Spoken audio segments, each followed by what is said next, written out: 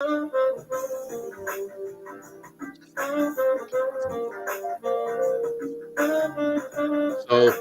how you doing this evening? I'm good. It's been a day. It's been a day. I see you're cooling out. You're gonna help me find some intro music. Is that what we're doing?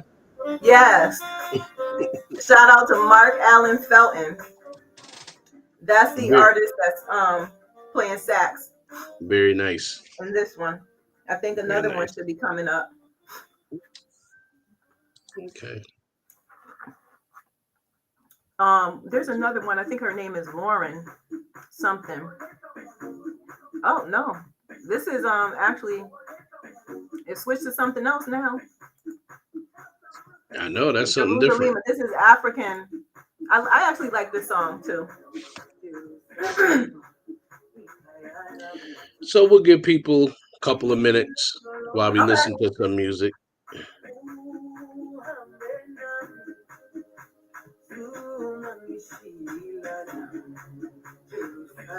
I like that too. You should have let off with that.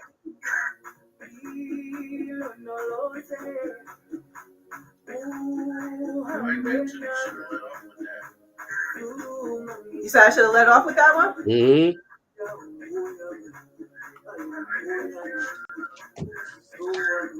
Okay. It looks like we're live on Facebook. Yes, Okay. we are.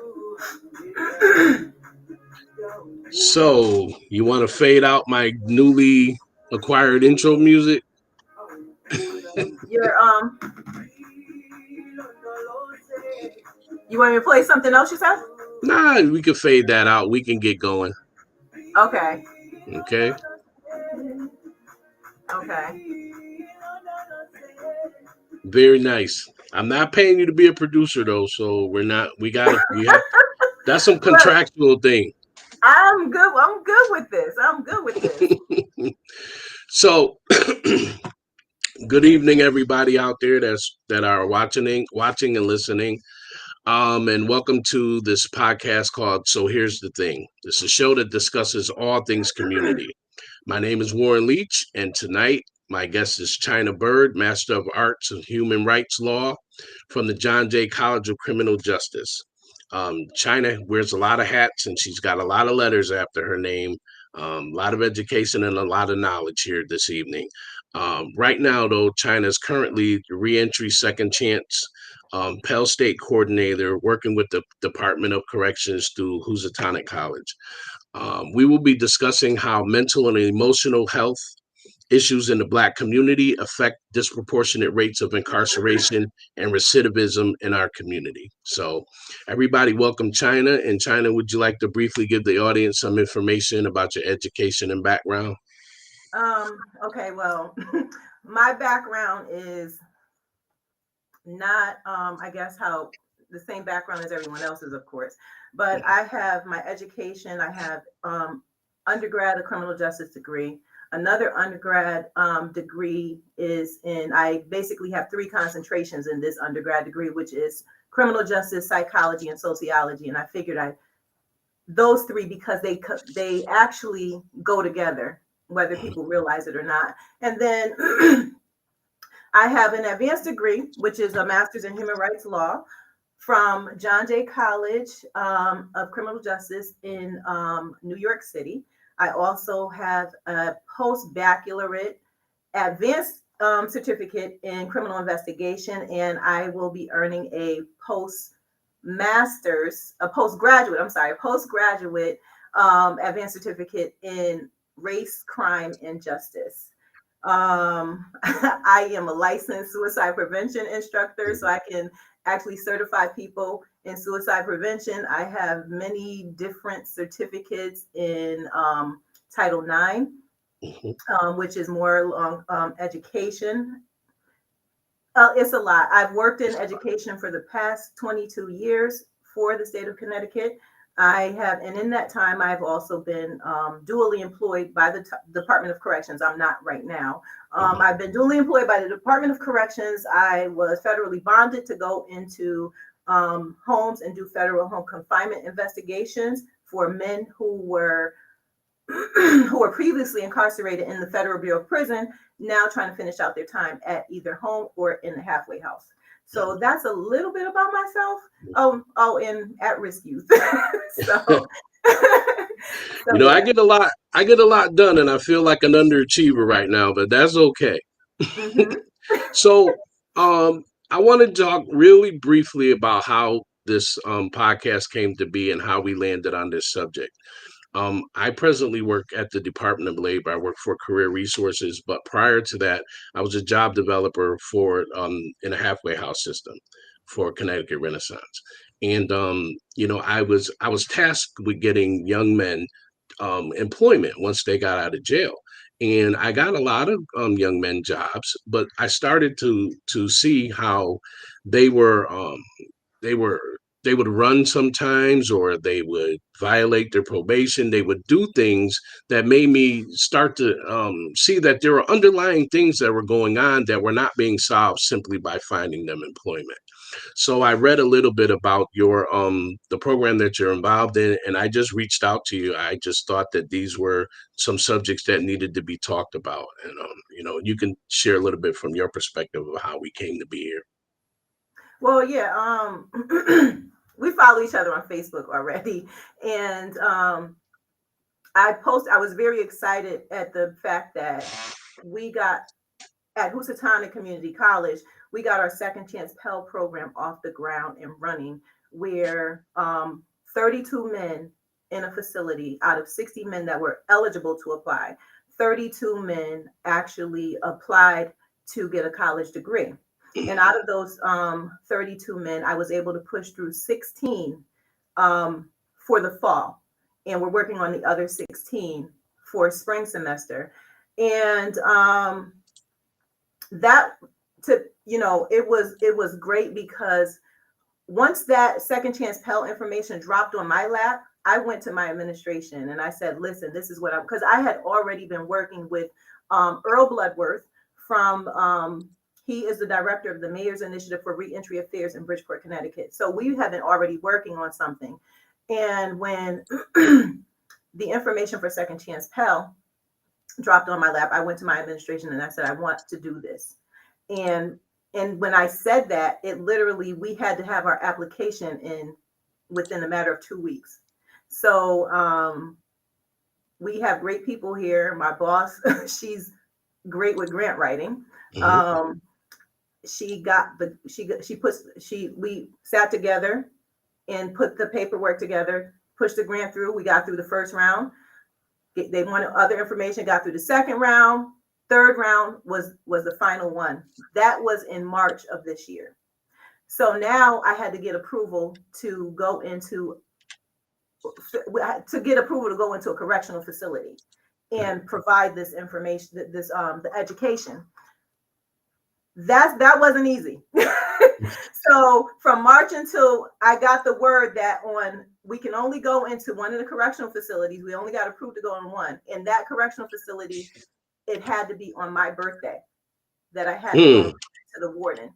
So me being passionate about what I spent some of my day on my birthday in a correctional facility presenting to the warden, deputy warden, captain, and other officials.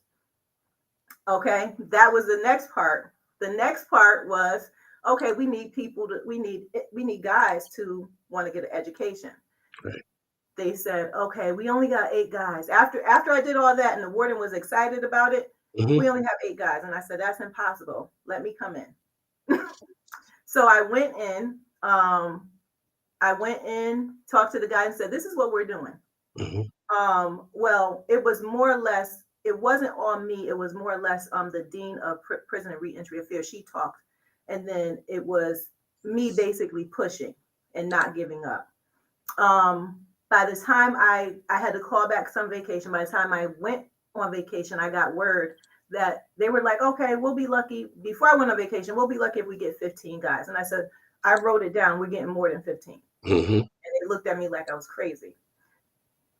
So by the time I got back, well, I saw the notification while I was on vacation that it was 32 applied. So in that time, And in that little bit of time, I had to push through applications, see who was approved, financial aid forms had to be Mm, approved, and order supplies from the bookstore, seeing what books needed to be, making sure the faculty were vetted because there's also a special training you have to go through, right? So I'm telling this long story. I know people are like, what is she getting at? I'm telling this long story because other schools, it took them 7 months to a year mhm, to do it. But with my determination, it took me a month right. to get this done. Mhm, And the reason why I had determination is because I see the need mhm, for what needs to be done for not just incarcerated individuals, right? But for our community. right. We're not talking about just making it better for an incarcerated or a re-entering person into society. We're talking about making our community, our society better. Right. So let's dig into some of the issues that you've identified. So let's just start here. Would you say that there's a direct correlation between the lack of addressing mental and emotional health issues and incarceration rates for African Americans? Do you see how those things go together in your experience? Absolutely. Um, they go together because what we don't realize, right, is that we're incarcerating. Okay, let me ask you this. When you think about mental health and when someone needs treatment for mental health, where do you think they should be? I think they should be in some sort of care facility, Okay, someplace where those particular issues can be addressed by professionals. right. Okay. Right. So, do you think it's fair to think about a correctional facility that houses, let's say, let's throw out a number, 1,000 inmates, and all 1,000 inmates, with the exception of maybe 200, Mhm. are being treated for mental health issues? No, it seems like not the place for them to be, if you're asking me. Right. Mhm. Okay. So when we talk about mental health, we're talking about anything. Mental health can be anywhere from depression on up, Mhm. right? And when you have a mental, and we've all, and see, this is where like stigma comes in because Mhm. growing up is, and I think this generation has it a little better, Mhm. but growing up, what did we hear when you like were crying about something or you were upset about something? Oh, pull it Boom. together, be strong, You better stop suck it that up. crying before I give you Yeah, something to cry about. yeah, exactly. And I have to think back to myself, Mhm. with my sons, right? I don't want to call them boys, but with my sons, I would say they say something, and I'm like, oh, suck it up, buttercup, Mhm. you know. But they know how I am. They know my personality. Mhm. They think I'm certified themselves. So I was tough. I didn't play with them. But Mhm. when you think about it, like we were taught to be strong. Mhm. And and if and if you had something going on mentally, you were weak, Right. right? And somebody just said we didn't talk about it. You're right, we didn't talk about it. We swept things under the rug and we hid Right. them. It was shameful, right? Right. Therapy, what's therapy? You going to therapy? Oh, she's crazy. We didn't talk about these things. And what happened when we didn't talk about them? We suppressed them. Mhm. Okay. And it spilled over into one generation after the next, after the next, after the next. And some people, what they did to cope with those things, they use substances, Mm. whether it be alcohol, marijuana. Okay, I know some people gonna hate me because I'm talking about marijuana, but like you got to pay attention to some of the things that's going on with marijuana, and you'll have a better understanding. But marijuana, crack cocaine, heroin, anything to take the pain away, anything to get the edge off. And these are things that were introduced to us, right? When you think about prohibition, right? They Mhm. were trying, is alcohol is no good, alcohol is no good. We doing backyard sales. All right, illegal sales. And what did they do? They made it legal. Right. Who did it affect more? Indigenous people, okay, Mostly. African American people, and Hispanics. All right. Now I'm not saying that there's no other population that's affected by alcoholism, Hmm. but we were disproportionately affected. Hmm. Okay. Then, oh, Vietnam. Hmm. Okay. Now we talking about the war on drugs. Now the war on drugs, it wasn't the first war on drugs wasn't the Nixon administration. It was going back to the 1800s, but we don't hear about it because it didn't really affect us that much because it was an opioid epidemic that they found when they were giving women when they were giving birth, and they didn't give that to us because Hmm. remember they treated us like dogs anyway, right? So um, it wasn't us that they were worried about. The way what happened with us is when the war on drugs was directly put on us and how it was affecting us. And the Hmm. Nixon administration, okay, the black political parties, Black Panther Party, and all that stuff, the ones that were doing the right things by the community, they weren't with the Nixon administration. So guess what? And the hippies basically, they weren't for the Nixon administration either, right? So anybody that's against them, which was mostly us, right? Hmm. Um, there's a war on those people. Right.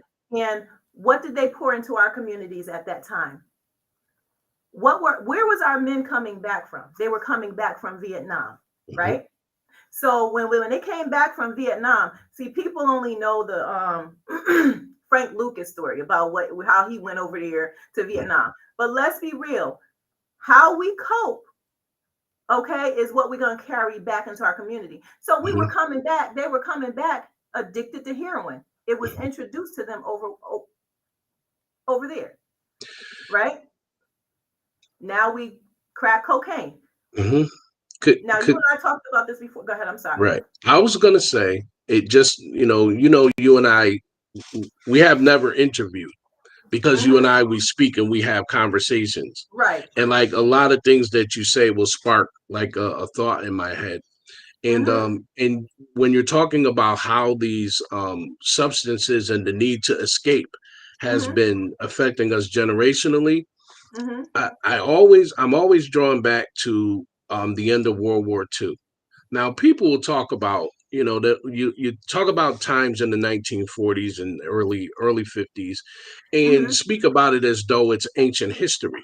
Mm-hmm. But our parents and grandparents were alive in this time, Right. and coming out of the World War II, African American soldiers fought just like every other soldier over there fought. Mm-hmm. When those soldiers came out of the war, and this is Mm-hmm. how we got to be centralized in these places. I'm always struck when I hear people always refer back to, well, what about Chicago? Well, what about Chicago?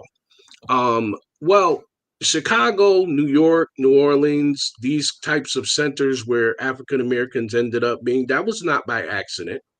No. It was by design. We Mm-hmm. were redlined Right. out Exactly. of we were redlined out of prosperous communities where houses now at the time had a median um, rate of $6,000. These Right. houses are now worth upwards of $500,000, Right. and this is how they were able to build neighborhoods for themselves and their Mm-hmm. families while we were Mm-hmm. warehoused in Mm-hmm. these ghettos.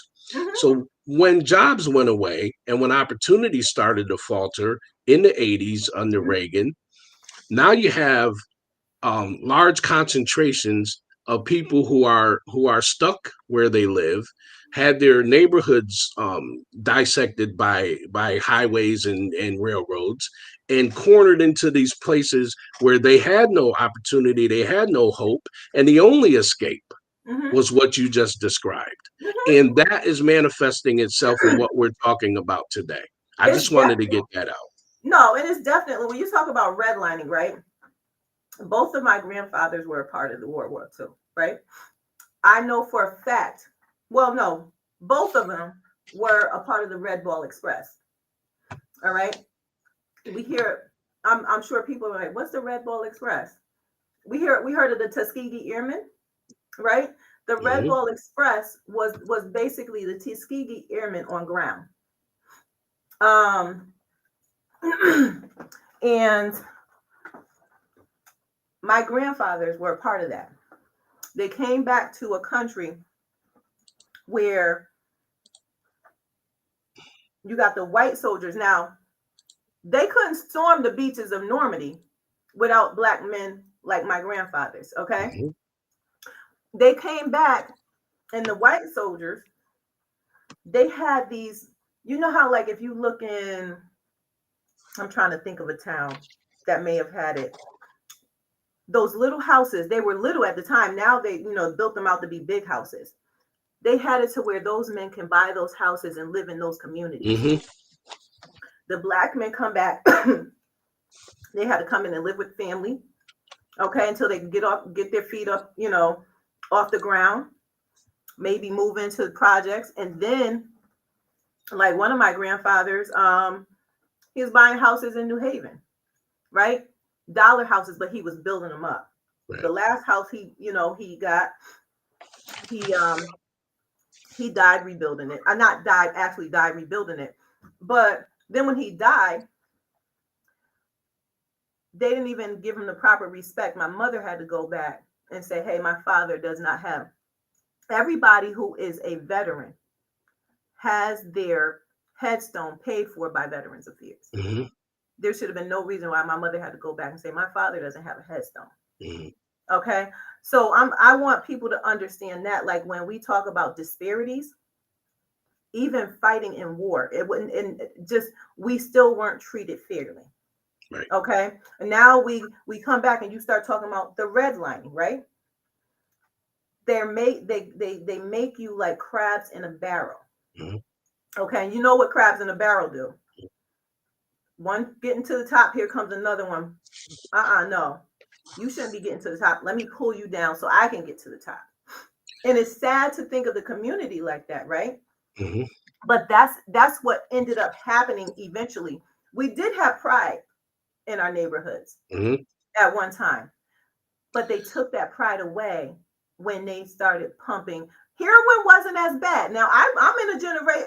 My generation experienced it more than some people's generations, right? Hmm. Heroin, and then we couldn't even get heroin out good enough, and then here comes crack. Now I said to you this. I said this to you before. I felt like um I was a little sheltered at one point in my life and didn't know anything about this, Hmm. right? And I remember my dad, God rest his soul, saying, if anybody comes to you and offers you crack, get away from them. Hmm. Don't be friends with them. Don't. And I'm like, what the heck is crack? Right? You And it know wasn't now. right, exactly. It wasn't until I moved to New Haven, Hmm. okay, and I was like, oh, okay, that's what it is. Hmm. And that's when I really started seeing the damage. But really, it really wasn't. I knew to stay. I knew what my dad said, so I knew to stay away, right? But it really wasn't resonating in my brain like what was really going on until I got the damage that was being done to the community, right? So, like I said, heroin, crack cocaine, and alcohol. Hmm. Okay, and then you fast forward, you got Molly's. Hmm. What is it? The cough syrup. Hmm. Okay, So, go ahead. so let me ask you this. So so we can identify what Hmm. some of the issues are. Yep. What I would like to look at or try to delve into or get underneath is, okay, what we're talking about right now Hmm. is how we're dealing with the issues and the trauma that we've experienced, right? Hmm. So to try to make this a results driven thing or solutions driven thing, right? Hmm. Can you talk a little bit about what those underlying traumas are that cause us to medicate in this way, and what you see in the prison system? because by the end of this, I want to figure out, or we're going to try to figure out, begin to figure out what we can do to open up the conversation and open up the dynamic where we talk about these things instead of medicate them. You see? Mhm.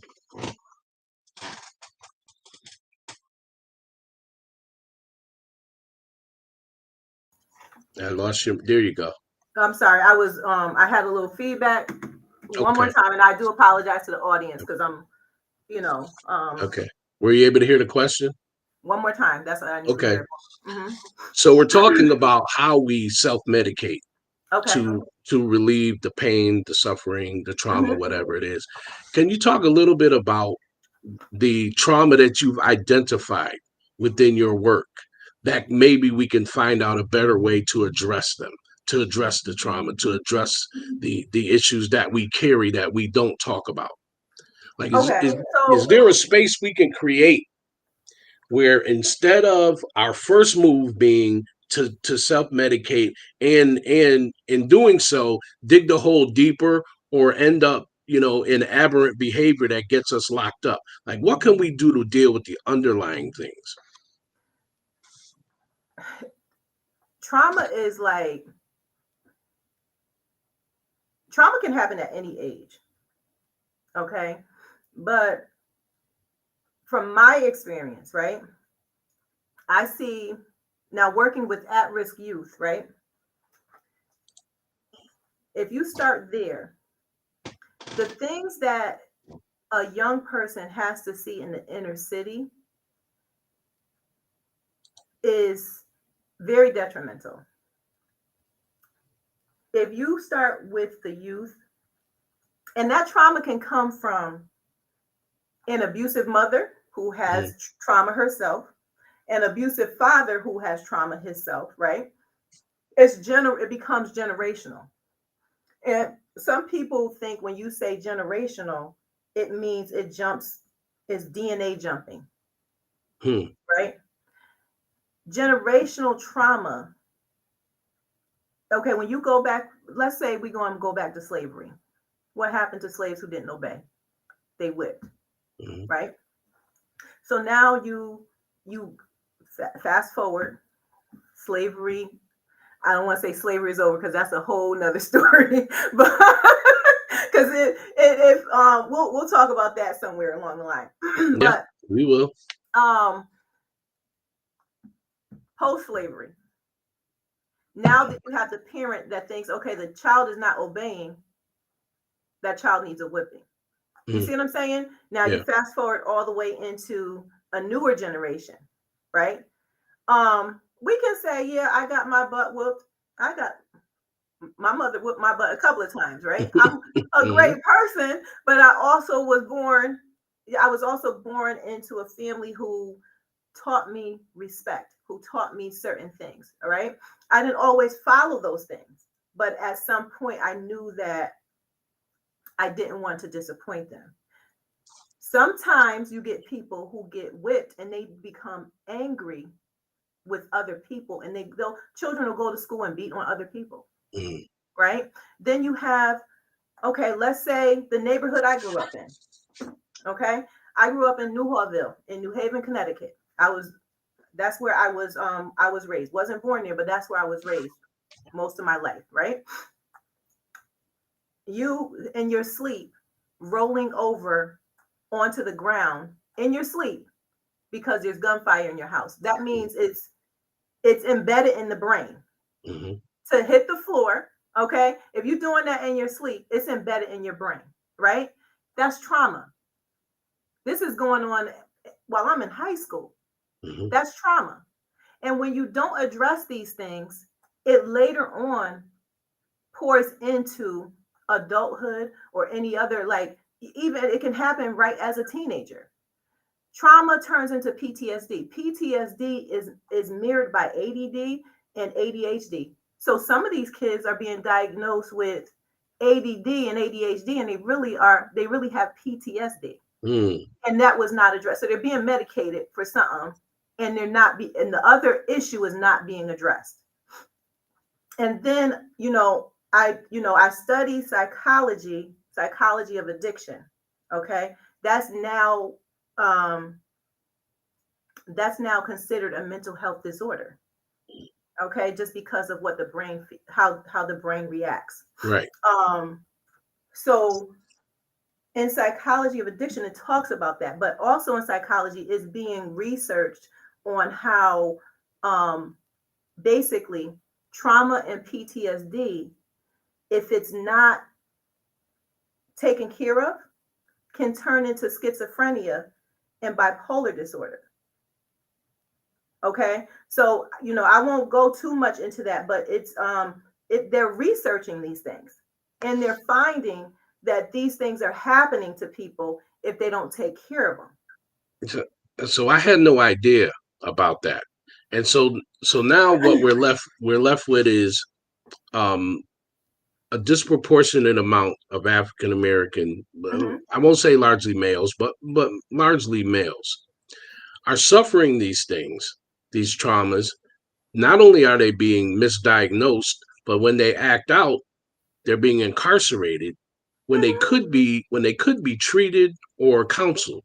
Yep. Now, Well, not go ahead. well. But let's go back. Let's Mhm, go back to Let's go back to what you talked about. Well, let's go back to addiction, right? mhm, And like I said, there's going to be some people that are going to be um mad at me about, because people are they're so happy that marijuana is become legal, right? But it India was light years ahead of the United States in their research in marijuana, mhm, right?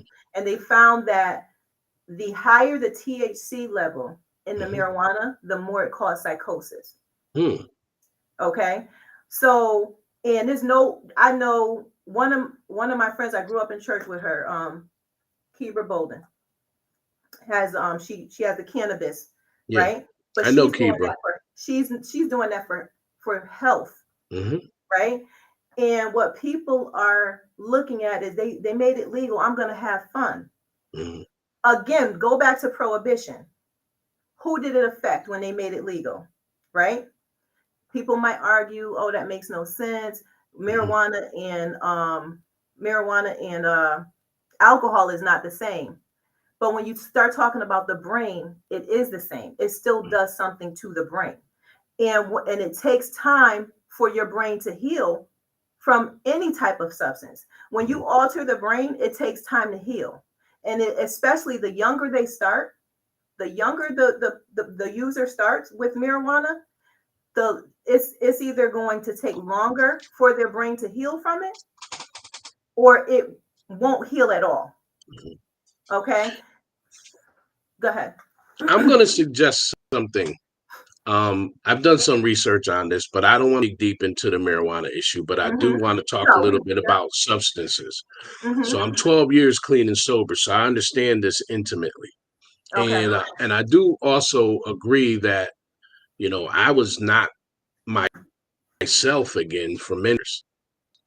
Um, so you have people who are living in in traumatic circumstances, in desperate situations, in neighborhoods like you know using in November 19th of 2009. Okay. Um, my life has been better, Hmm. but it's been better because I was able to find some joyful things that I could do even when I was broke. In the beginning, I was dead broke, Hmm. but it didn't seem to matter as much. But when I talk to brothers in the halfway house, they are hell bent on making money.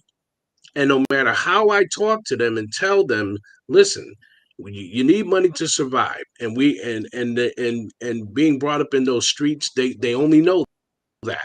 They know making money, surviving, but that's the thing that gives you power. But I want you to talk about what I'm going to ask you. How do we get them, or anyone for that matter, to see this corny concept of the joy in life, just the joy in living? That you can find some things in your purpose once you get out from underneath this cloud of addiction and despair. Like it takes a while. It's one step Mhm. at a time. Do you see circumstances with the population that you work with where they might be affected by that message? I'm a, okay. I told you where I grew up. Mm-hmm. So I personally have had conversations with people, not even just what I'm working with, right?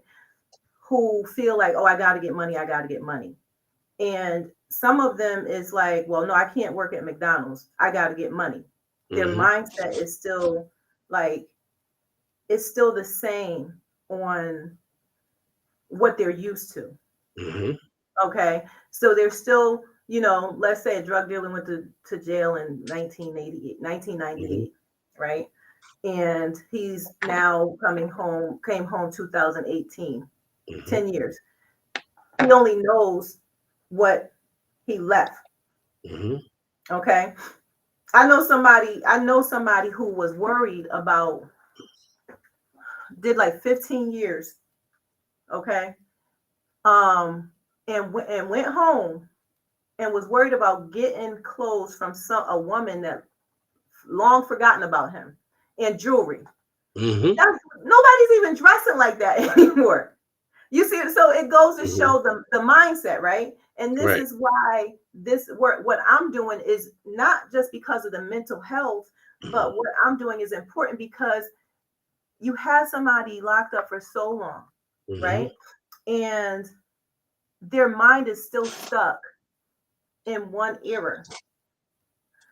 How do you, what do you do to, like, okay, fast forward, this is what we're doing. And in Mm-hmm. order to do that, you have to prepare them.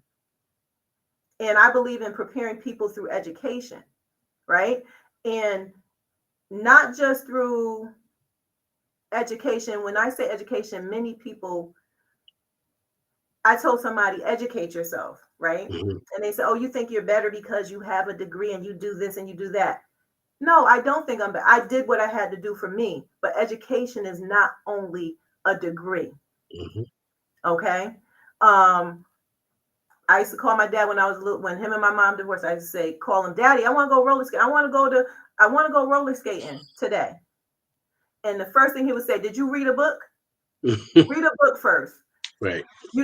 So and that reading a book and encouraging me to do those certain things, there were many instances in my life where education in my family was my grandmother.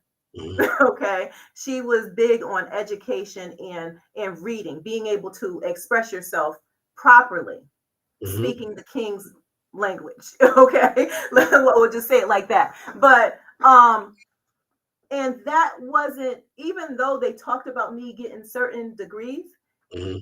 the education was coming from reading Mm-hmm. and attaining knowledge. All So, right. Here's the problem though. Mm-hmm. When someone comes out Mm-hmm. and you had a foundation, no matter how you may have strayed, Right. you had a foundation to come back to. I had the same foundation. Mm-hmm. I don't have a tragic story of Mm-hmm. childhood. I went Right. off the rails because of choices. So when I stopped using, my family was still there. Mm-hmm. My education, I told you, I read it. I read an entire encyclopedia Yep.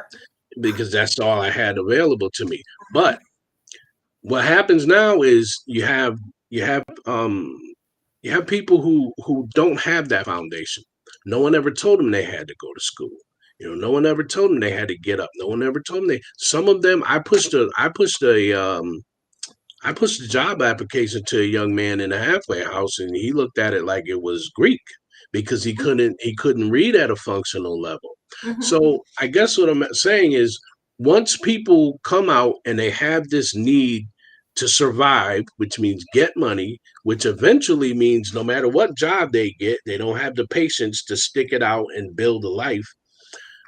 So then they go back to the thing it is that they know how to do to get money, which perpetuates the trauma itself. You Mm-hmm. lay him back in jail for Mm-hmm. another stint. Like, Mm-hmm. how do we break that? How do we break that?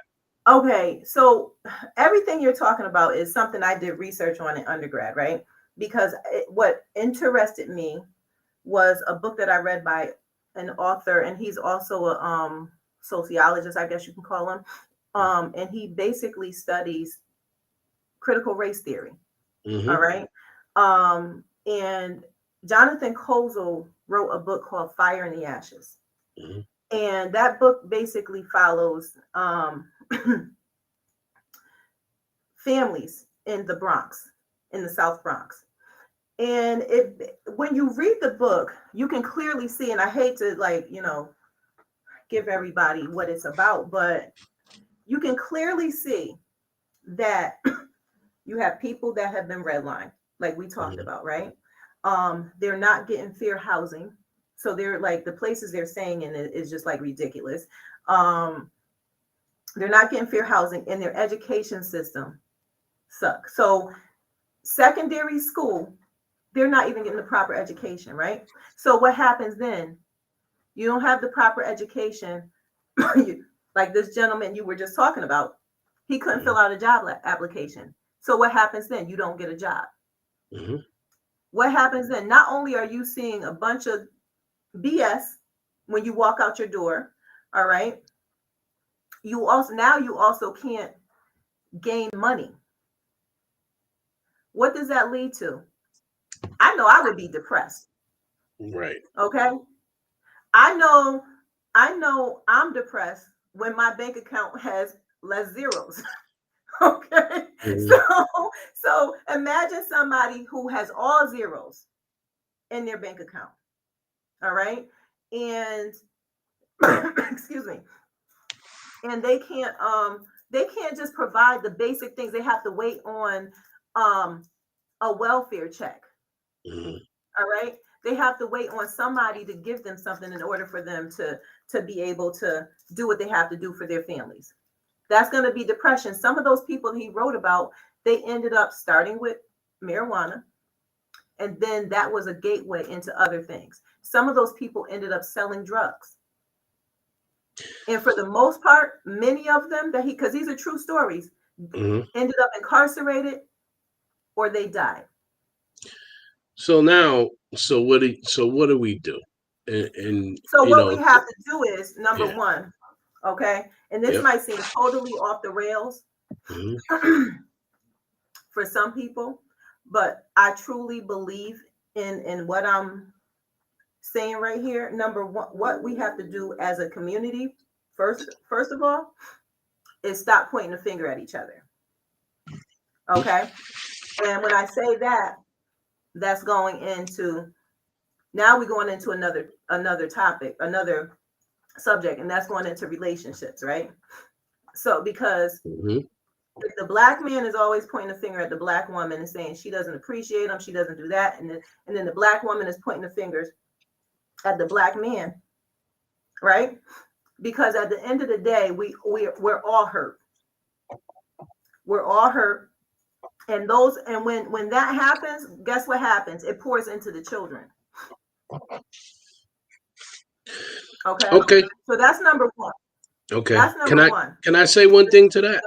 It seems Mm-hmm, like, and I don't want to break your train of thought. Just mm-hmm, so our our black families were destroyed in a sense, all the way from slavery through the welfare state, through all the things that we talked about. So it seems like point one is reunite the black family. mm-hmm. Okay. I'm sorry to We don't interrupt you, have to. please, but We never have to continue what. Okay, we already know that they separated us, right. right? So we know that. Now, fast forward. Mm-hmm. You know, what do we do now? Mm-hmm. Okay, and a lot of so now when we were sticking together, right? What happened then? They separated us again by incarcerating black men and women. Okay, the black body has been criminalized since the onset of the 13th Amendment, which does not say, which people believe says that slavery is illegal. It doesn't say that. And I want people to take time to read and see. I've had to like reevaluate the 13th Amendment because with my degree, I had to study the Constitution. I had to look at case reviews. I had to look at federal rules of evidence. So some of these things that we believe or were led to believe are not exactly true. And I'm saying that because I'm gonna read the what the 13th Amendment You actually you says. you beat me to it because I'm holding it right here. Go ahead. It says, and I want people to hear me clearly, it says neither slavery nor involuntary servitude, except as a punishment for crime whereof the party shall have been duly convicted, shall exist within the United States, or any place subject to their jurisdiction. Okay, I'm gonna read one part I highlighted one more time. It says, except as a punishment for crime whereof the party shall have been duly convicted, shall exist within the United States or any place subject to their jurisdiction. Okay, so that right there probably went off the rails a little bit more, but I had to go there because the reality is Black and brown bodies have been criminalized since the onset of the 13th Amendment. And that was just a way to keep free labor. And it's still happening. Okay. The things that you enjoy, the things that we all enjoy are being, some of the stuff is like a lot of it. I'm not going to say which correctional facility, but it's being made in a correctional facility, including the church benches that you sit on. Okay. A lot of people don't understand that. People only think, oh, license plates. You got a refurbished bike? It was refurbished in the prison. Okay, so we have to do that, right? Right. Talk about bringing Black families back together, or stop beating each other up. Okay? Supportively. Right. Okay.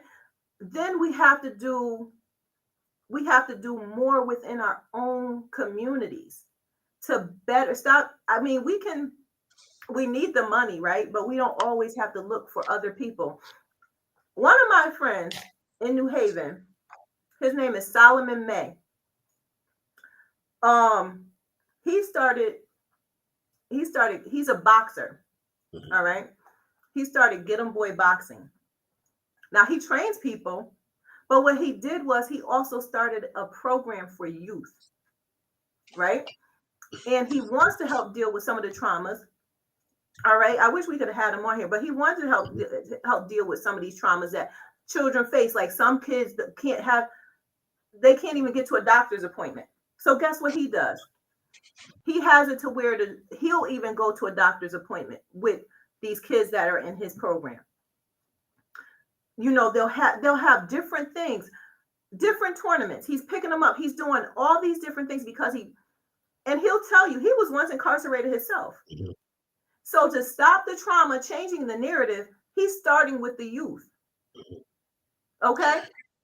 So things like that. I've worked with youth myself, and even here at the college, introducing young individuals, especially girls. Okay, that we used to do this thing here on Saturdays, one Saturday in the spring and one Saturday in the fall, called Amazing Girl Science, and it basically introduces the girls to STEM: science, technology, engineering, science, technology, engineering, and math, or we here at the college, we say STEAM: science, technology, engineering, art, and math, or science, technology, engineering, agriculture, because we also have a garden. So you introduce these things. These are things that we don't talk about. The STEM field does not have many of us. And I've traveled and seen these things. It doesn't have many of us, right? So you introduce them to that, you open up a broader array of different things that they could do. So I have to take. Go ahead. I'm sorry. No, I'm sorry. So now we got to take this back to you have young people Mm-hmm. who have been traumatized in many ways, and we're talking about what's possible for them, Mm-hmm. but we still have to find a way to get folks out of survival mode. You know what I'm saying? Well, this is Like, why.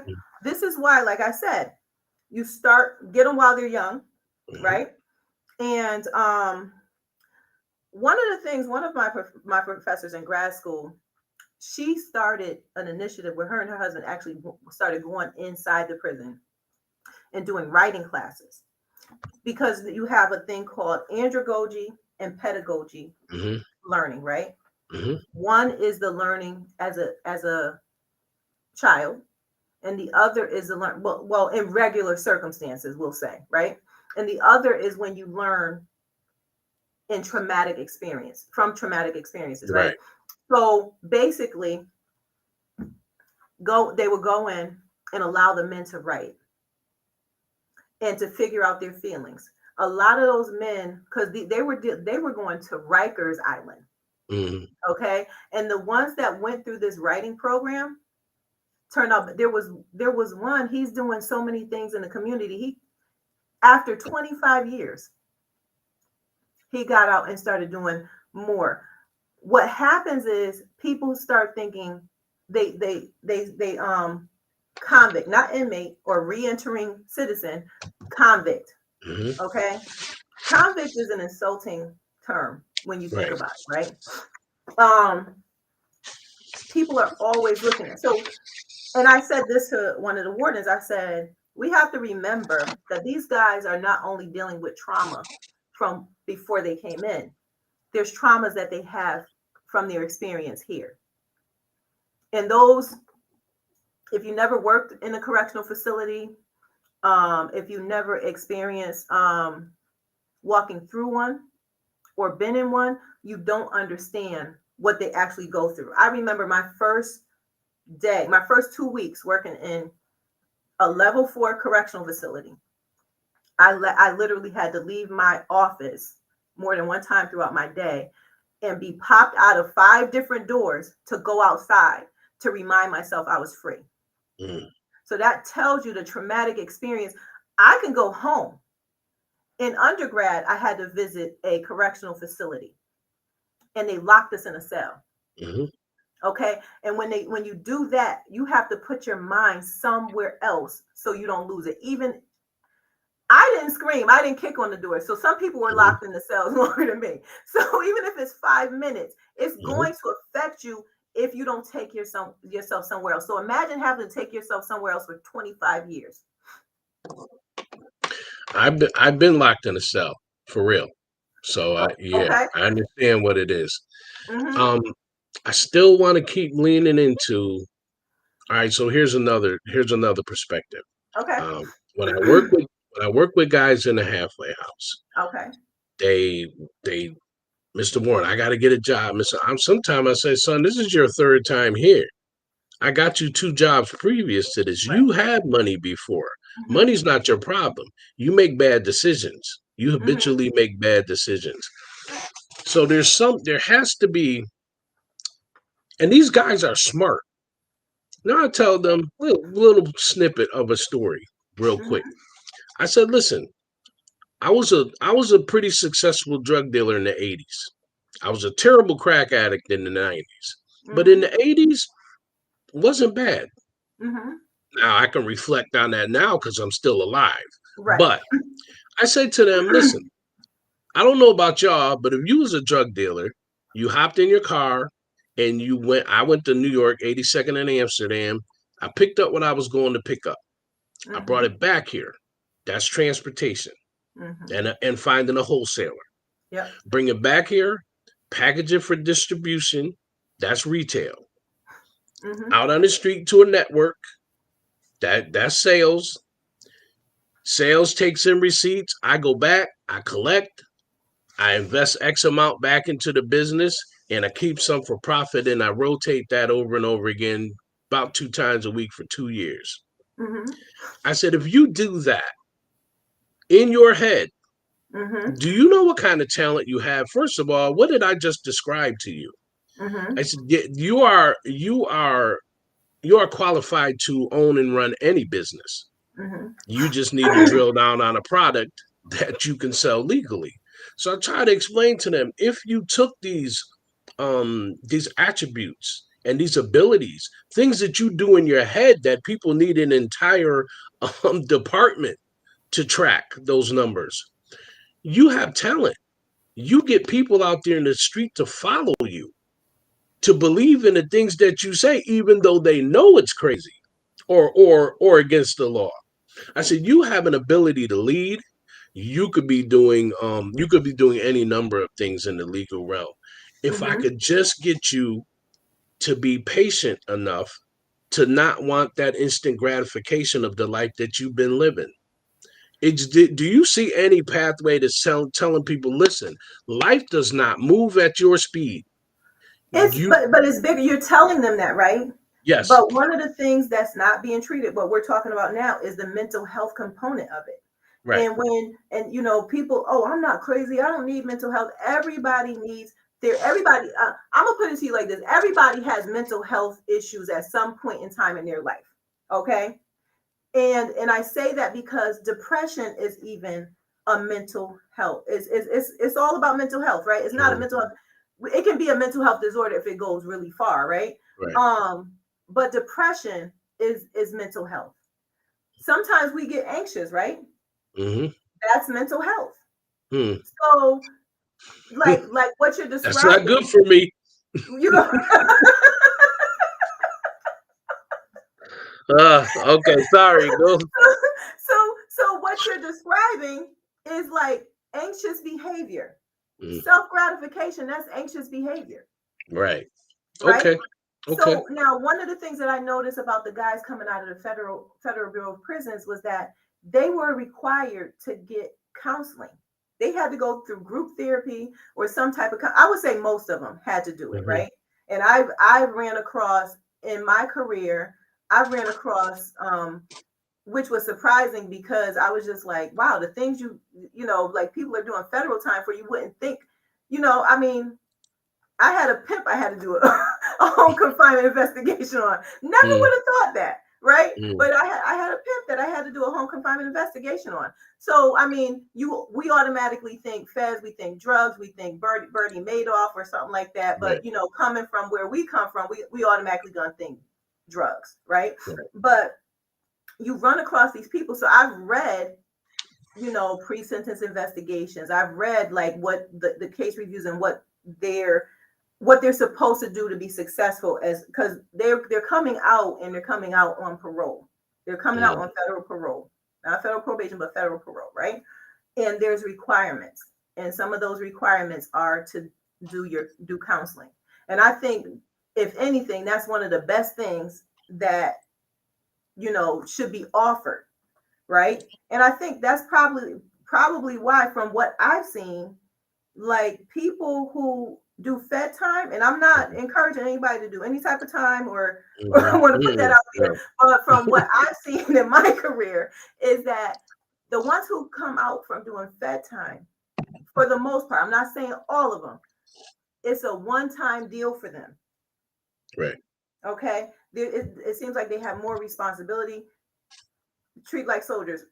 Make your bed. Do Mhm, this. Do that. Right. Um, and then do counseling or whatever the case may be. But you don't find that across the board. So so that goes to show you that if we tackle the mental health component while also making sure they have, you know, finances, okay, they can pay for housing, they can pay for food, because we have, even someone who hasn't been to jail has a food insecurity. Okay, look at what we after COVID. mm. Look at what we're going through now. And so many people have suffered even more from like a mental health, depression, or whatever the case may be since COVID. All right. So, how do you get this? Is seems like it's the first step. Mm-hmm. How do you get a man? We'll start with a man who has spent all of his time in the street, you spend look, I spent a good deal of my time trying to be hard, and that was like really the furthest thing from my personality. I knew how Mhm. to do it. I knew Mhm. what to do about it if need be, but I didn't want to be that. Right. How do we approach the even the subject of getting a man who has to be in survival mode to say, I need some help. Like I can't control my thoughts, emotions, or the actions that come from them. How do I know? I continually end up in jail, hurt, shot, something else. There has to be some, is there some mechanism that you're aware of or that you can think of, or hell, around here, my group or the people I work with, we create things all the time. What can Mhm. we put into place that's a safe place for men who just don't want to be fighting this battle anymore to just say, I need some help, what can I do? So, okay, even in education, right? We want people to look who that look like us to educate us, right? So when you are dealing with that a situation like that, say put yourself in those shoes. All right? Would you want to talk to somebody who didn't grow up where you grew up, who may not have had the same experiences that you had, and sitting there with a three-piece suit on telling you what you need to do? No, but Only based on solely based on what they read in a book. but guess what? Especially from my halfway house days, that's what all the counselors look like. And most of them are white women, Mhm. black Mhm. men Mhm. going to, and God, God bless them. Their heart's in the right place. Don't get me Mhm. wrong. That's not Yeah. where I'm going with this. But Right. you're a black man Mhm. going to sit in this circle Mhm. and bear your heart out to this Mhm. white woman who may have some experiences, Mhm. but when you come in the door, you're like, this person doesn't know me at all. Why in the world would I tell her anything about myself that's real? Right. Right. Exactly. Exactly. So we have to get Raymond Santana of the Exonerated Five always says occupy all spaces. So we have to get more people, we have to interest more people Mm. in this fight, in this in this cause, in this whatever you want to call it. We have to get more people that look like us, and not just about it can't be about the dollar that you're going to get out of it. Okay. And I'm being real. We got some social justice organizations, and we got some organizations that are out there, 5013Cs that are out there, and it's all about how much the executive can make. Okay. Not about what the cause is. And then half the time you call the phone and you can't even get nobody, you can't even get anyone to answer. Okay, so we have to, like, wherever, just like I said, earlier, and I don't want to pat on my back or anything like that, but you have to be passionate and you have to be gung-ho about what you're doing. Okay, because if it was just about a dollar for me, there's Mm. no way I would have been in a level 4 correctional facility on my birthday Mm. trying to push something, trying to convince somebody why something is good. There's no way that I would have pulled back a week of my vacation, okay, to go and make sure it was understood and to make sure Mhm. I had more men who were on an instructor's roster for this semester. So So, perhaps, mhm, so perhaps, because I feel like this, I'm running a very grassroots community organization. mhm, It's funny that you mentioned that, because I have a decent job now, but the job I mhm, had prior to this, I was making very little money. mhm, But I still felt strongly about what needed to be done. We have kids classes for kids, things like that. And so I'm saying that to say you're absolutely right. People need to be compensated for their work, what they do.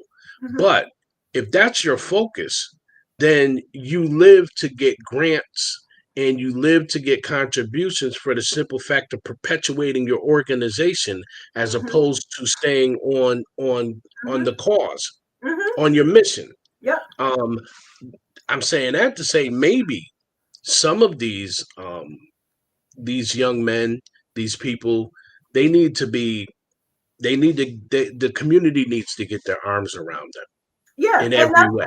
that's why I was like, I thought of Solomon. We call him Solo, but Mhm. um, what he's doing, like he feeding these boys and girls Yeah, because he has girls too that he teaches how to box. Right? yeah. He's not only teaching them how to box, he's making sure checking. He's on their list at their school. So if they act out, they'll call him too. Right? Right, Feeding them. right. Okay, all of this stuff that making sure their emotional needs are met, because when you don't have something, if you can't get something as a child as simple as a dental appointment, that Mhm. can affect you too. It's not just about what you see. Neglect is trauma. Right.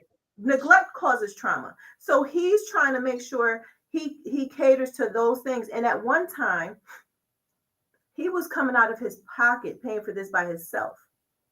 Okay, I believe he's working on some things to Hmm. help offset this stuff. All right, but I'm talking about the real work right there. That's real work. So he's not only he wasn't only taking away from his business by Hmm. doing that, he's taking away from his household. How do we build an army of these people? I have a lane. I have a lane over here. It's Mhm. education. I'm Mhm. talking to you now Mhm. because I want to start. Well, not want to. I don't ever want to do anything. We're going to. We're Mhm. going to start down the road of social emotional learning Mhm. to put with we got youth financial literacy, Afro Latin history. We got a whole Mhm. boat of things here. But I'm starting to see where when I get out of here, out of this Mhm. space where these kids are kind of doing well, I don't Right. know what happens to them when they leave here. Right. And I don't know if we don't try to help, we can't fix Mhm. everything. But if we Mhm. don't try to help with some of these emotional and mental health things, Yep. then no matter what we teach them that is Mhm. beneficial to them in this space, Yep. when they get out there, they're one bad decision away, driven by trauma, Yep. from being locked Yep. up. So what? So we're coming up on 7:37. I'm good, Mhm. but but the thing is, I never want to have these just like black folks will talk and analyze a problem to death. We've been talking about the same things for 50 years. But won't do anything. That's right. So I want to know, these may not be three things that work, Mhm. but for God's sakes, let's have these discussions. Let's peel back the onion and pull some of these layers off and Mhm. think, what are three things you and I and anybody listening Mhm. or watching can Mhm. do going out the door as Mhm. citizens in this community. Mhm. And let me say this right here: some of the folks that I see that are watching, that are responding, they know what our group is. Now they know you, Mhm. but they know our group. And if they come to us with any sort of thing that they always say, oh, I always thought of doing this and trying to do that. Well, we Mhm. have space, we have some resources, we have some funding, we have some influence of some nature. So if you got some ideas on how to try to rope younger people in before they get into the system, as well as helping the ones that China is helping, like let's chop it up. Let's actually think about it. Let's not just keep talking and analyzing Yep. it. So to that, I'm gonna ask you my last question. Mhm. If you had a magic wand based upon your experience in education, what would be the very first thing that you would do to help these individuals? If you could just snap your fingers and it was done. I would treat the trauma.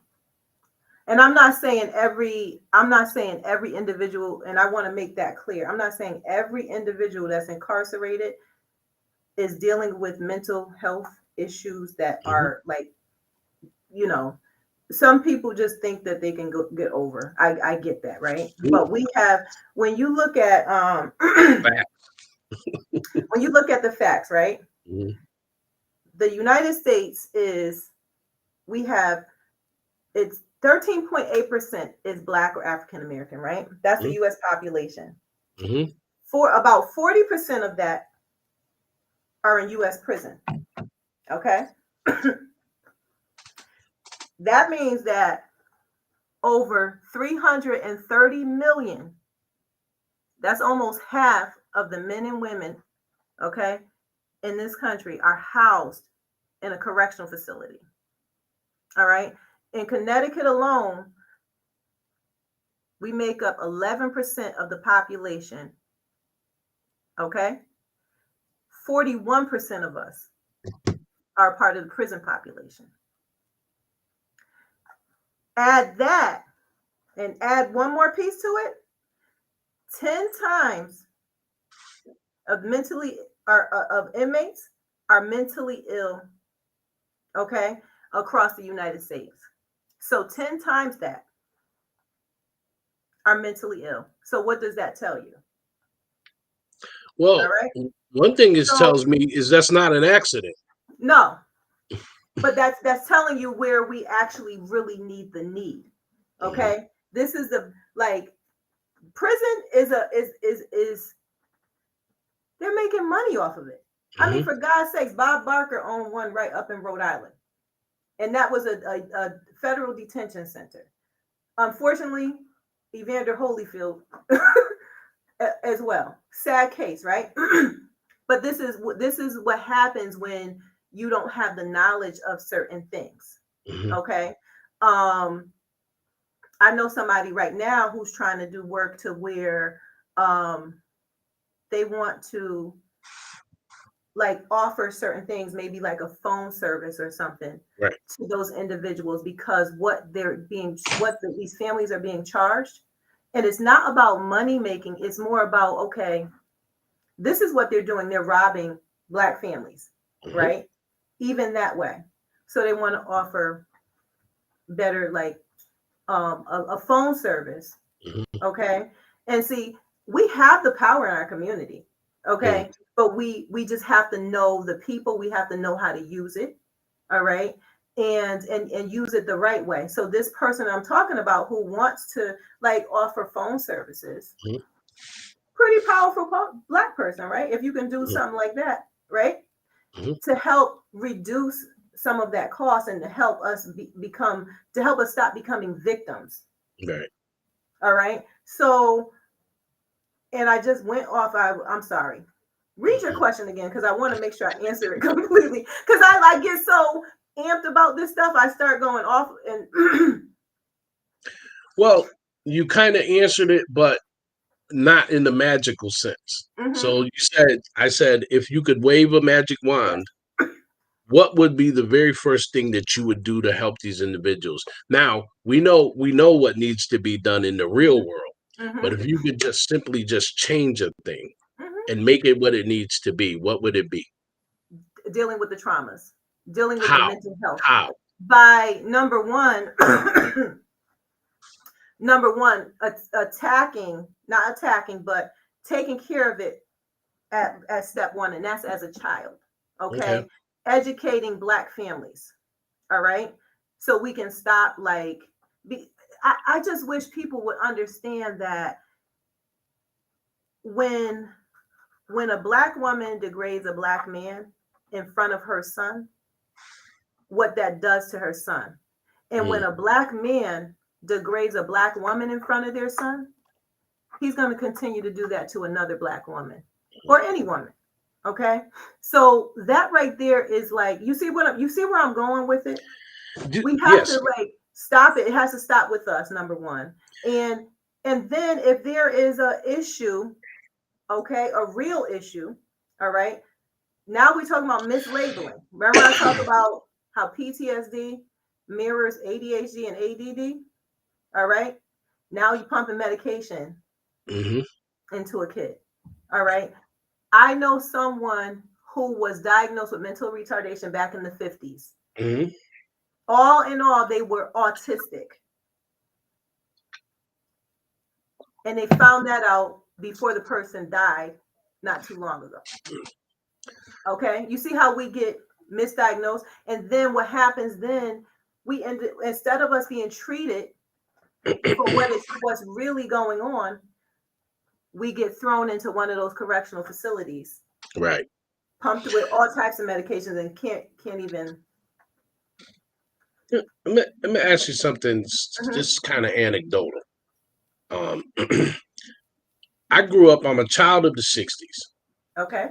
I grew up when Say It Loud, I'm Black and I'm Proud, Black Pride, Black Power, Black Panthers, all things black.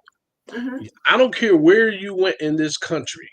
You walk down the street and you see another brother walking in your direction. What's up, blood? Mhm. You spoke to everybody. Can't say We were blood now. no, no, no. You can't say that now. But we were interconnected. And I'm Mhm. gonna give you an example, and then I'm gonna ask my question. Mhm. The Montgomery bus boycott. Mm. We stuck together. This is what we're missing, I believe. Now I'm gonna Mhm. ask you a question after this. Mhm. People, we tell the stories. Black History Month will roll around. They'll say something about Martin Luther King. They'll say something about Rosa Parks, but no one really, not I won't say no one, but they don't really dig into the stories, the commitment, and the sacrifice that these things take. Montgomery bus boycott is the best example I have, but there have been many other things. Mhm. Rosa Parks said, "Yeah, we're not doing that no more." They arrested her, and not every single black person, but enough to affect this bus company Mhm. said, "You're not getting another nickel from us until you treat us like human beings." Yep. And that bus boycott, if you ask the average person, they don't know. The Mhm. bus boycott went on for 2 years, Mhm. 2 full years of Mhm. people carpooling, riding together, walking, riding bicycles, any way that they could get to work. They contributed to the rest of the economy of the town, but that bus company got nothing. We don't have that now. My question is, because this is going to take a community to support Mhm. from the young people before they enter this system, which is trying to railroad us into from school, to the gentleman that you are involved with. I don't think we like each other. Well, I just touched on that. I just touched on it, and it had generationally, it continues to happen. And I even like I have friends that I talk to on the side. I would never put their business out in the streets, right? But there's black women that will call me and talk to me about certain things. And I remember talking to one friend of mine, and she said, "Oh, well, I'm gonna do this and I'm gonna do that." And I said, "What are you gonna do that for?" And she said, "Because he's not doing this and he's not doing that." I said, "Okay." I said, "You're already a black woman raising a black son by yourself. Now Mm-hmm. you're putting more energy into whatever it is, right? Where do you think that energy should go to? Mm-hmm. That energy should go to your son. Because at the end of the day, you can't make anybody do anything they don't want to do. And the more you try to push, the more they're going to try to do something else, right? So, being that you have the next generation that you're bringing up, why are you focusing on something that is a generation before that generation, right? Mm-hmm. You want to make things better, put that energy into that child, that son, to make it better. Focus on that son. Okay. So I always say, I remember my son was graduating from high school, and he said something about, he said, "Thank you for being the mother and the father and standing 10 toes down for me." And I said to him, "I'm only a mother. I can never be a father. Just like a father could never be a mother, I could never be a father. I am only a mother. And the only thing I cannot teach you how to be a man. But the one thing I could do is mold you into a man that society that would be better for your society, better for our society, and Mm-hmm. mold you into a man that I would love to see for myself, right? Okay, but the biggest thing is molding you into a man that's better for society because you are my legacy. Mm-hmm. That's the only, I can never teach him how to be a man. So we have to. You would get an argument from some ladies that are probably watching this. I I've probably had, would. yeah, I've had I, this discussion yeah, before.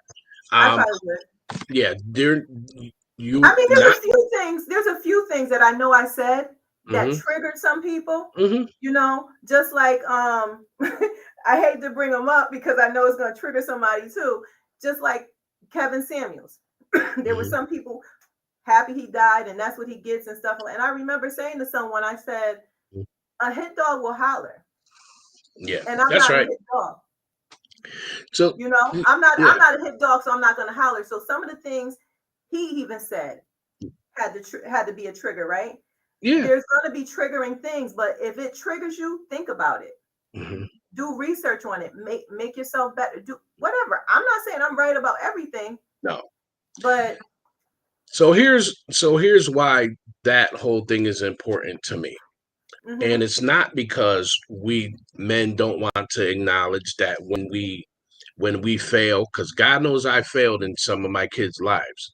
I mean, mm-hmm, but I'm here now. mm-hmm, But when if some of the underlying underpinnings of this trauma is a lack of unity and cohesiveness in the black family, mm-hmm, then it does no one any good when a black woman says, I don't need no man, I don't need no black man, and vice versa. When a black woman, is just my opinion, I'm probably gonna get some phone calls, but I'm here for it. mm-hmm, When a black woman says, I'm the mother and father, you totally dismiss the influence of a man in that boy's life. mm-hmm, You cannot do that. mm-hmm, You can't teach him how to walk in this life as a man. mm-hmm. The only thing you can teach him is the attributes and the personality and the things that you love about the men that were good to you. Right. That will not make him that man. No, not Only at his all. father can do that. Mm-hmm. And I'll argue this one Well, until only a whatever. father or a good Oh, or a mentor. yeah. Okay. But my point in saying this is that if at its core these traumas are being produced by lack of direction, lack of support, kind of young men and young women being just kind of thrown out to the wind because the family's not a unit, then we have to accept that we all need one another, which takes me back to the Montgomery bus boycott Mm-hmm, and that kind of feeling of a community coming mm-hmm, together, not only to just to support one another, but raise each other.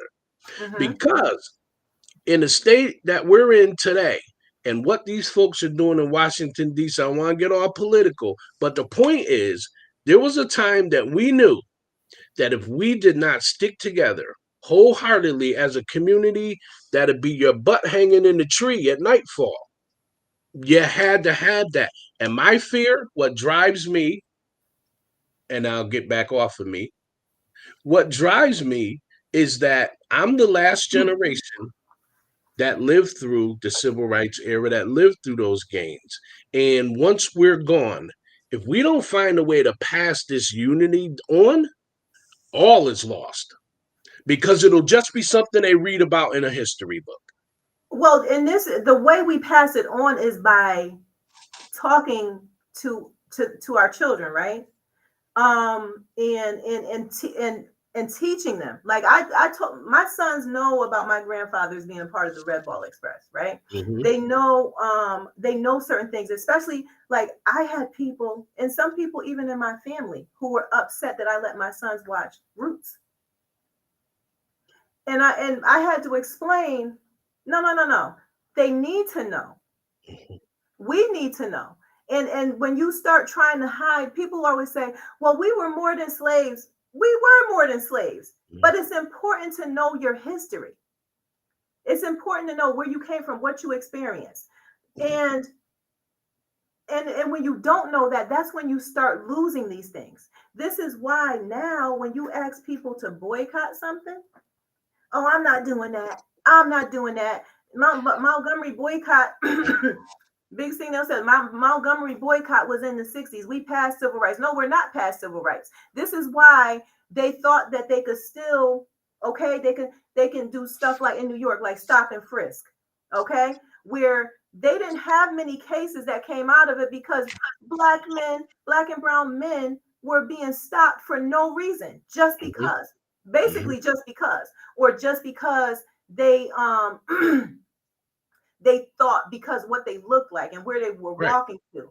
Okay. This is why you got, like some men in my family, okay, who were assassinated by white men.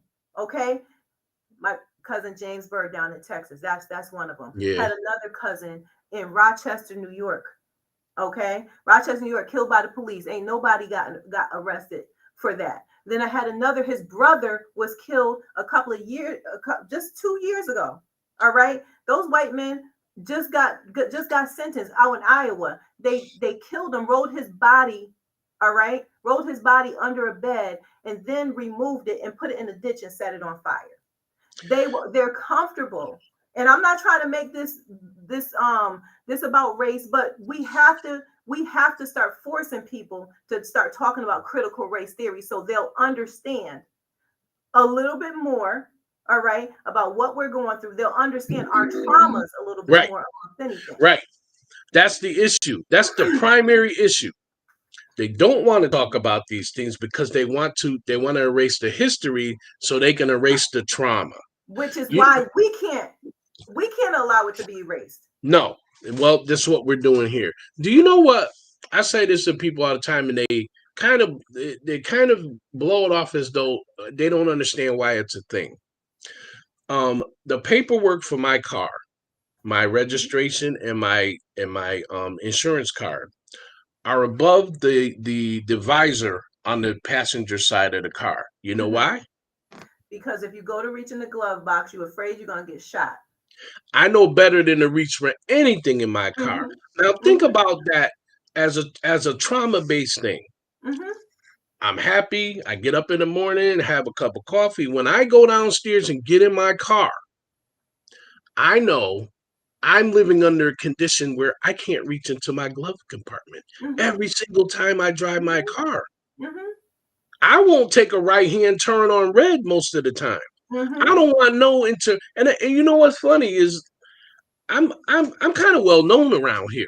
mhm, You know what I'm saying? Like if something really really happened crazy, I people know who I am. mhm. But the initial contact will be what it is. Right, Should I survive it? right. So I'm gonna tell even you. yeah, I'm go gonna ahead. tell you two incidents I had in New Haven. One incident involved my ex-husband. Right? He called. I'm on my way home, but I think a cop started following me. Okay, just keep driving. Next call. I'm pulled over. Why?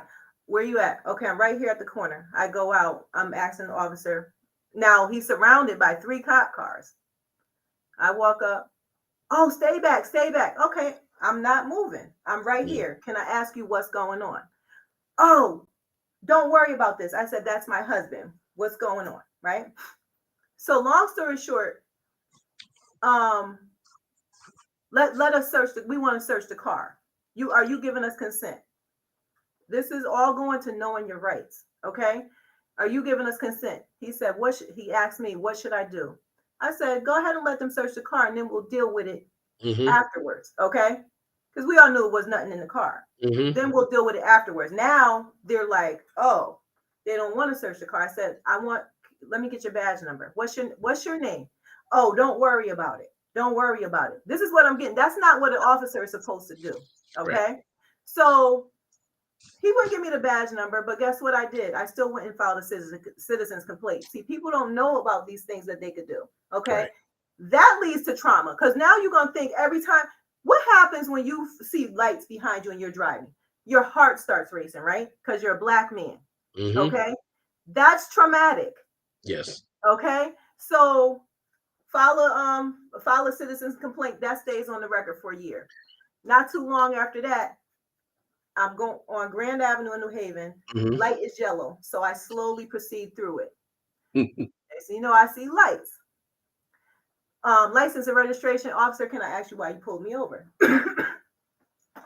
License and registration, okay. Officer, I'm asking you again, can I ask you why you pulled me over? You ran through an extremely red light. I said, no, I didn't. The light was yellow when I went through it. It turned red as I went through it. Okay. Oh, no, you didn't. Here you go, officer. Because see, I knew what. So he must have ran my plate and knew that it was. Because see, when they can't harass you, when you have a citizen's complaint for an entire year, this is something that people don't know. I They're didn't know not that. supposed to even bother you. I mean, if you commit a crime, then and you stupid enough to do something like that, then you know that's a different story. But they're not supposed to bother you. So next thing you know, he came back with my information and said, "Well, I'm gonna let you go this time, but for future references, don't argue with a cop." No arguing, sir. I know my rights. So I'm saying that to say, okay, we have to educate ourselves, all right, on many different things. Know the law in your jurisdiction, know the federal law, okay? Even when, and this is important not only for knowing your rights to be free, but knowing your rights to get the proper care.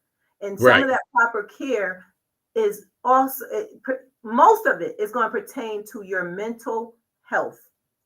Okay, and some people don't even know this even includes in education. They don't even know that they can get their child certain things based on laws. Okay, when their child is emotionally damaged or whatever the case may be.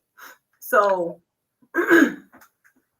we went everywhere with this. We didn't just talk about mental health, and that's a good thing because I think these things needed to be said. Right. I would like to loop back around to something though, and then we can, unless I see a question or so or something here, we can end it for now. Yep. I was thinking of how we could put together, not us together, but maybe some sort of support group. There's one in existence here called Hang Time, and maybe that's something that I heard of Hang Time and there's Her Time. I'm supposed to be doing something because I also have to deal with the I also have to deal with the halfway houses. I get referrals from Hang Time is a great, I don't even want to call it a program. We just, actually I'm in the building where Hang Time in Waterbury is. Okay. But maybe there's we could compile a list, or maybe you could direct me to a list of mental health, emotional health services that I can put together, or or we can file, make a little database and add to it as we go, so that when people ask me questions about this this interview and talking, I don't want to have to say, yeah, well, we talked about it, but I don't know what we're going to do next. So maybe we could put together a list of resources that folks can go to and at least start there. Yeah, and one of the things that I want to do, right, as a licensed suicide prevention instructor, because a lot of people don't know that drug use, okay, can lead not just to incarceration. It can, and I've had this personally. Well, obviously not me personally, but I've been affected by it personally. Okay, to where drug use has led to suicide. Yeah, people have died by suicide. Depression, severe depression, has led to people dying by suicide. And when I say I have been affected by it personally, like really, like someone out, for instance, and I won't say the name, but someone I knew from high school. He was a friend of my son's father, and he actually, they found him in the basement of his club. He died by suicide. Okay, that's only one person I'm telling you about. Yeah. And I think that we, we're talking about, mental health and it leading to incarceration, but what happens after? What other ways does it Right. lead to? And that's my biggest thing. That's why, like, I focus on, like, I also am also certified in mental health first aid. Okay, these things are important to me because these are some of the things that have affected me and the things that I've seen.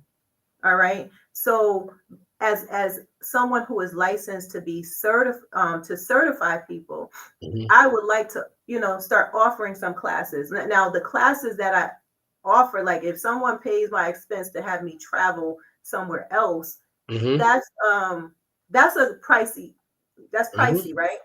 But I would like to put together something to where it would be little to nothing for them to get a certification from me. Okay. You see what I'm Okay. saying? Yes. Because we're talking about our community, right? Not everybody can, everybody ain't gonna be able to afford $400 a class. Right. Okay. Right. So and when I say something small, Right. I mean something maybe to that something small that will cover materials. Right. Oh, Okay. listen. So We'll figure that out. hmm Yeah. That. Okay. So now so this that's is my what I was. Go ahead. hmm no, that's what I would Yeah. like to do as far as Okay. tackling mental health. Okay. And I could do Okay. more, of course. Okay. That's that's what we do around here. Yep. That's what we do. That's exactly what I was looking for. Something to come out of this that's tangible that can be a hmm first step down hmm this road. Yes. Okay, listen, China, it was a pleasure. I'm gonna give you the last word, which I very rarely do with anybody. Oh, I spoke so much. I wouldn't even know, all I want to, again, is speak about the importance of the black man and the black woman Mhm. respecting each other, you know.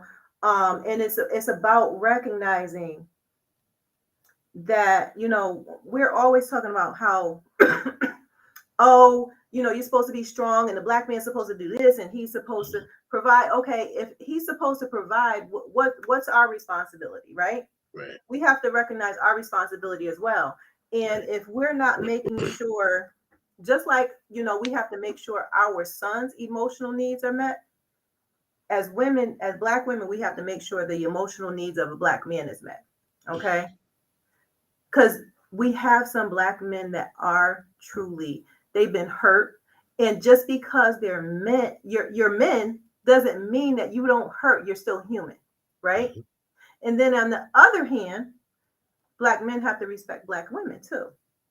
Again, because if